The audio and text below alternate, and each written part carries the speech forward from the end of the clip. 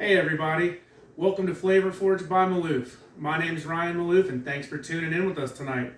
I'm going to be showing you guys how I make my Asian rub ribs getting ready for the smoker tomorrow. First things first, over here I want to show y'all, we're going to start.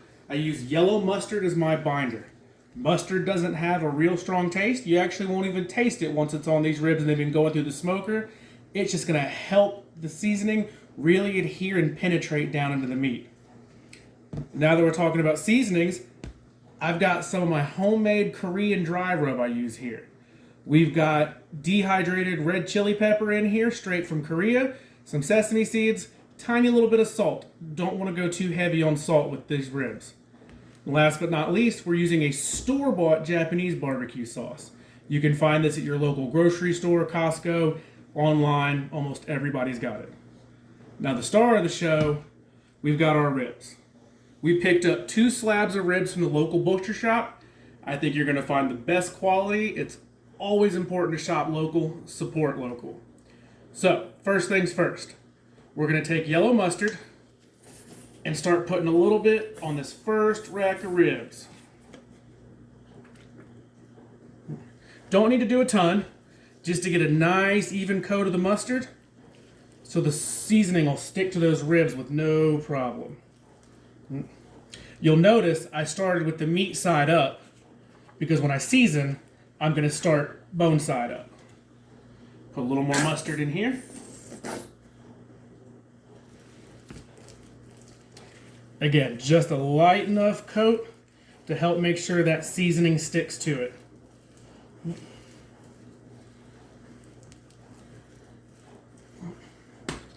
Now that we've got our binder on, we're going to go through and start hitting it with our Korean rub. I am going to put a ton of this on here. Right, when it comes to my ribs, I don't want to see the ribs themselves at all.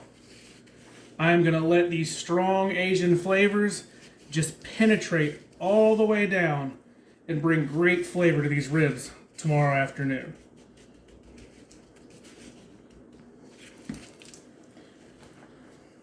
Come back. We're going to hit the top just as hard. Now, I'm sure you're seeing a ton of it get spilt on the board. That's okay, because when you do stuff like this, it's always important to make sure you hit your sides. So we're going to grab some of that rub from the sides and dap our ribs all the way around with it. Again, remember, I said I'm using a rub here that's not salt heavy, so I'm not worried about over salting the meat and drying it out too much. Make sure we get every inch of these bad boys covered. Now that we got our rub on, I'm going to take my ribs, move them right over here to put on a wrap tray to sit in the fridge and let it pull some of that moisture out. We've got them rubbed, we've got them ready to rest. We'll come back later and see how they're looking. Alright guys, welcome back. We finished letting our ribs sit. As you can take a look, the marinade's really done its job, or not marinade, rub I should say with this one. We've got a real nice color on here. We got a nice sheen from all that moisture being sucked out of it. Before we go in, I actually went ahead before I start smoking. I let mine warm up on the temp I want to go for about 20 minutes. I want to get a good thing of smoke going before I get started. So today, I've got my pit boss set to 225, and I'm running on Kirkland's brand of hickory pellets. Now, I go Kirkland because you can get a 40-pound bag for about 13 bucks. It's about a third the price you're going to pay for most other competitors out there. All right? So, we're going to open our smoker up over here. Now, on my pit boss, the heat source is all the way down here on the far left side. So with ribs not having as much meat as, say, a Boston butt or a big old brisket, I go all the way down on the far side of my smoker with the thickest side of the ribs towards the heat.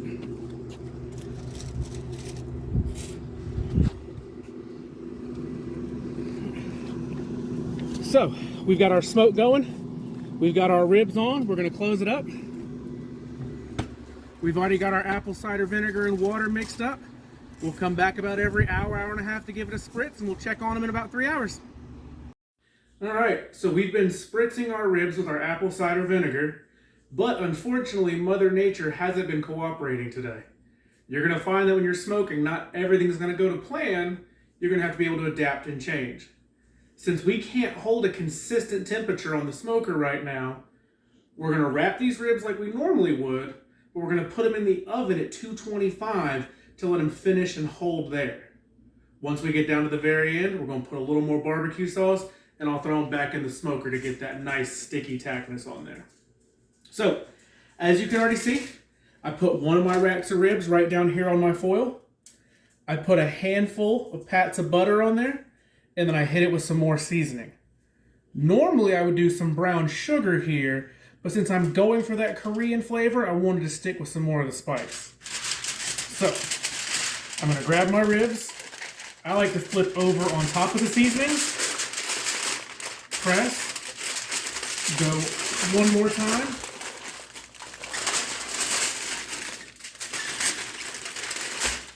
And then we're going to fold up and in. Now, the reason I do it this way is I want to know which side has my bones on it. Because earlier when we put it in the smoker the first time, we went bones down.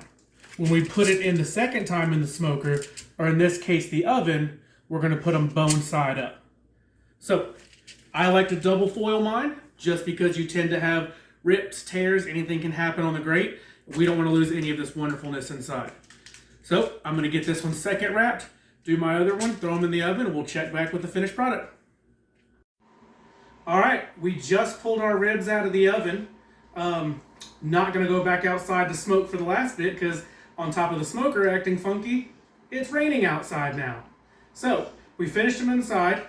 We brought our sauce in from the smoker. Ribs came out looking nice and juicy, so we're actually going to leave them as is and use the sauce for dipping. So, I look for one spot to go ahead and get my first cut. Slices right in half. And with that little bit of time, we still got a nice little smoke ring on top. So, I would have liked to get more smoke on it, and normally I would test one and eat one for y'all, but we got company.